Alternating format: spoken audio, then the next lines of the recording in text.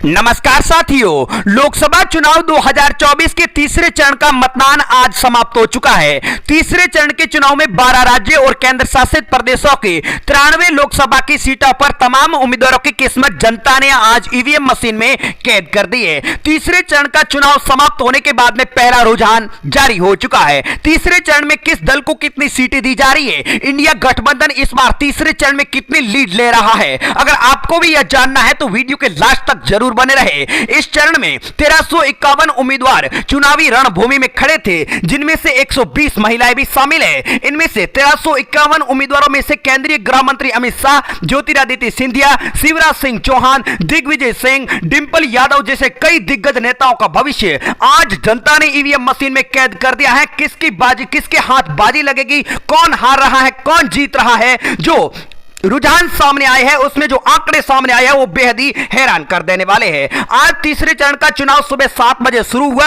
और वोटिंग 6 बजे खत्म हो गई है। इस चरण में जिन सीटों पर चुनाव हुआ है उनमें से गुजरात की 25, कर्नाटक की 14, महाराष्ट्र की 11, उत्तर प्रदेश की 10, एमपी की 9, छत्तीसगढ़ की 7, बिहार की 5, असम, गोवा समेत कई राज्यों में आज चुनाव समाप्त हो चुके हैं। तीसरे चरण में कौन बाजी मार रहा है, हम शुरू करते हैं तमाम राज्यों के 93 लोकसभा की सीटों के पहले रुझान की। तो आप बने रहे वीडियो के आखिर तक और पहली बार चैनल पर विजिट किया है तो करेक्ट न्यूज यूट्यूब चैनल को सब्सक्राइब कर दे, ताकि लोकसभा चुनावों से जुड़ी हर खबर सबसे पहले हम आप लोगों तक पहुंचा सके। साथियों, आप देश में अगला प्रधानमंत्री किस नेता को देखना चाहते हैं और आप वीडियो किस राज्य से देख रहे हैं, अपने राज्य का नाम कमेंट करके जरूर बताएं। साथियों, आज उत्तर प्रदेश की 10 लोकसभा की सीटों पर भी चुनाव हुआ है। उत्तर प्रदेश में कई जगहों पर मतदाताओं ने वोट डालने से इनकार किया है। कई जगहों पर ईवीएम मशीन की गड़बड़ी होने के कारण मतदान भी लेट हुआ है। कई जगहों पर शांतिपूर्ण तरीके से भी मतदान हुआ है तो कई जगहों पर छिटपुट घटनाएं भी सामने आई है। आखिर तीसरे चरण में कौन बाजी मार रहा है, शुरू करते हैं तमाम 93 सीटों के पहले रुझान की। तो बने रहे वीडियो के लास्ट तक, वीडियो को अपने दोस्तों में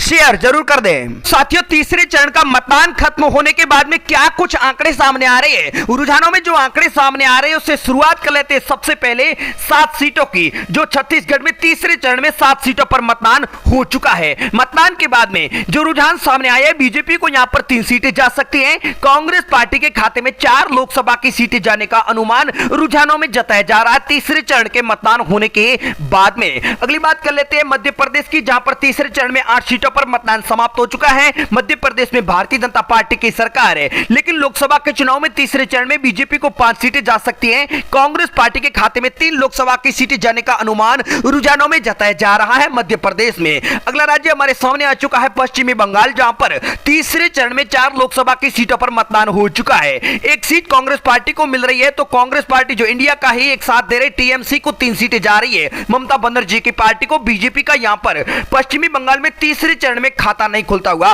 बताया जा रहा है। बात कर लेते असम की 4 सीटों की, तो बीजेपी को 2 सीटें कांग्रेस पार्टी के खाते में जा रही है। तीसरे चरण में 93 सीटों में से 23 सीटों का रुझान हम आप लोगों के सामने रख चुके हैं। एनडीए को 10 सीटें जा चुकी है। इंडिया गठबंधन के खाते में 13 लोकसभा की सीटें जाने का अनुमान रुझानों में जताया जा रहा तीसरे चरण के मतदान के बाद में। बिहार की बात कर ली जाए तो बिहार में भी तीसरे चरण में भयंकर उलटफेर देखने को मिल रहा है। 5 सीटों पर चुनाव समाप्त हो चुके हैं। बीजेपी गठबंधन को 2 सीटें जा रही है, तो कांग्रेस गठबंधन को इंडिया के खाते में 3 लोकसभा की सीटें जाने का अनुमान तीसरे चरण के मतदान में बिहार में बताया जा रहा है। यूपी सबसे बड़ा गढ़ माना जा रहा है, सबसे ज्यादा सीटें भी यूपी में हैं। तीसरे चरण में 10 सीटों पर मतदान हो चुका है। यहां पर एनडीए गठबंधन और इंडिया गठबंधन में सीधी कांटे की टक्कर हो चुकी है। 5 सीटों पर बीजेपी तो 5 सीटों पर कांग्रेस गठबंधन पहुंच चुका है।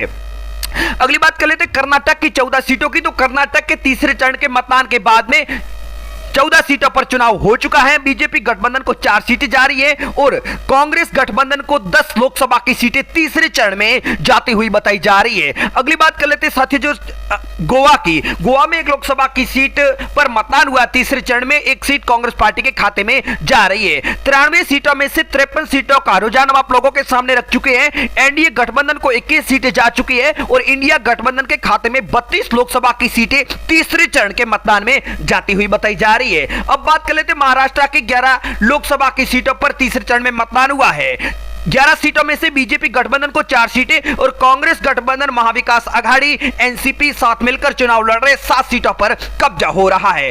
एनडीए का आंकड़ा 25 सीट, 39 सीट इंडिया गठबंधन तीसरे चरण के मतदान के बाद में। दादर नगर की एक सीट पर भी मतदान हो चुका है, यहां पर बीजेपी का कब्जा होता हुआ बताया जा रहा है। तीसरे चरण की 93 सीटों में से 65 सीटों का रुझान हम आप लोगों के सामने रख चुके हैं। एनडीए गठबंधन को 26 सीटें जा चुकी है, इंडिया गठबंधन के खाते में 39 सीटें और अदर को यहां पर एक भी सीट अब तक नहीं दी जा रही है। दमनदीव केंद्र शासित प्रदेश, यहां पर भी एक सीट पर मतदान हो चुका है, यहां की एक सीट पर बीजेपी गठबंधन का कब्जा हो रहा है। साथियों, आप अगला प्रधानमंत्री किस नेता को देखना चाहते हैं? आप देश के कौन से राज्य से वीडियो देख रहे हैं? कमेंट करके अपनी राय, अपना सुझाव हमें जरूर बताएं। बात कर लेते हैं गुजरात की 26 सीटों पर, कुल 26 सीटों पर तीसरे चरण में एक ही चरण में मतदान हो चुका है। गुजरात बीजेपी का सबसे बड़ा गढ़ है, लेकिन गुजरात में बीजेपी को झटका लगता बताया जा रहा है। तीसरे चरण के रुझान में बीजेपी को 19 सीटें, कांग्रेस पार्टी लीड ले रही है, 7 सीटों पर कब्जा करती हुई बताई जा रही है। कांग्रेस एनडीए गठबंधन 46 और इंडिया 46। आखिर में बात कर लेते हैं जम्मू कश्मीर की एक सीट पर भी आज मतदान हो चुका है, एक सीट पर कांग्रेस का कब्जा हो रहा है। कुल 93 सीटों का रुझान हम आप लोगों के सामने रख चुके हैं। 93 सीटों में से एनडीए गठबंधन को 46 सीट और इंडिया गठबंधन एक सीट पर बढ़त बनाए हुए 47 सीटों पर कब्जा जमा चुका है। साथियों, आखिर में आपको यह भी बता देते हैं कि तीसरे चरण की 20 हाई प्रोफाइल सीटों पर भी पूरे देश की निगाहें टिकी हुई है।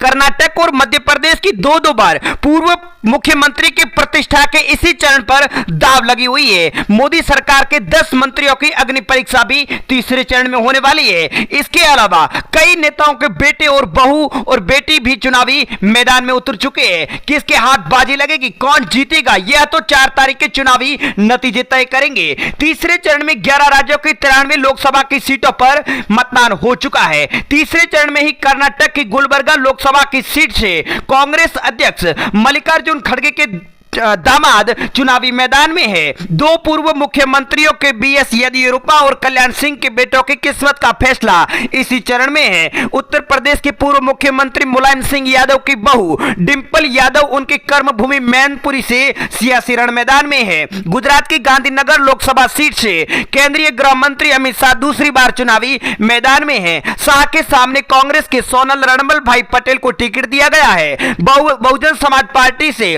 मोहम्मद देसाई अपनी किस्मत इसी चरण में आजमा रहे हैं। इसी सीट पर 8 निर्दलीय समेत 14 प्रत्याशी चुनावी मैदान में हैं। मध्य प्रदेश की गुना लोकसभा सीट पर गिनती हाई प्रोफाइल सीट में आती है। यहां से भारतीय जनता पार्टी के केंद्रीय मंत्री ज्योतिरादित्य सिंधिया को चुनावी मैदान में उतारा गया है। पिछले चुनाव में ज्योतिरादित्य सिंधिया को भारतीय जनता पार्टी ने इसी सीट पर शिकस्त दी थी। बसपा से धनीराम चौधरी और कांग्रेस से यादवेंद्र राव देशराज सिंह चुनाव लड़ रहे हैं। इसी सीट पर 7 निर्दलीय समेत कुल 15 प्रत्याशी चुनावी मैदान में है। महाराष्ट्र की रत्नागिरी सिंधुदुर्ग सीट पर भारतीय जनता पार्टी के प्रत्याशी और केंद्रीय मंत्री नारायण राणे का मुकाबला शिवसेना के उद्धव बाला साहेब ठाकरे के प्रत्याशी विनायक राउत से होने वाला है। ऐसे में यहां 3 निर्दलीय समेत 9 प्रत्याशी चुनावी मैदान में है। आखिर बाजी किसके हाथ लगेगी? आप अगली सरकार किसकी देखना चाहते हैं? कमेंट